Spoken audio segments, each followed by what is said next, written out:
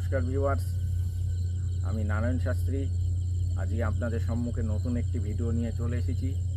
ভিডিওটি হচ্ছে যাদের কালসর্প দোষ আছে, কালসর্প দোষ যদি থাকে তাহলে প্রথম কথা মনে রাখবেন সেই হরোস্কোপটি দেখে যে কালসর্প দোষ যার হরোস্কোপে থাকবে সেই জাতক বা জাতিকার গৃহের বাস্তু প্রবলেম আছে, অর্থাৎ এই বাস্তু সমস্যার সমাধান করতে হবে।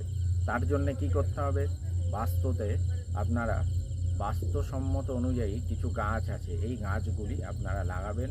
লাগালে বিশেষ ফল পাবেন। কি কি গাছ?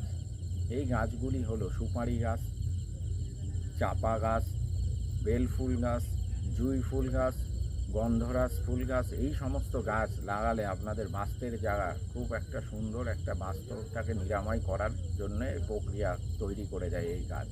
অর্থাৎ এই গাছ আপনারা লাগান, আপনাদের বাস্তু সমস্যা দূরীভূত হয়ে যাবে। এবং আপনার বাড়ির ঈশান কোণে কোনো নলকূপ বা সোপ ট্যাঙ্ক, কোনো রকমের রিজার্ভার রাখবেন না, তাহলে আপনাদের বাস্তুর জায়গা সুন্দর একটা পরিবেশ তৈরি করবে এবং বাস্তুসম্মত যে সমস্যায় ভুগছিলেন সেই সমস্যাগুলো আপনাদের দূরীভূত হতে চলবে।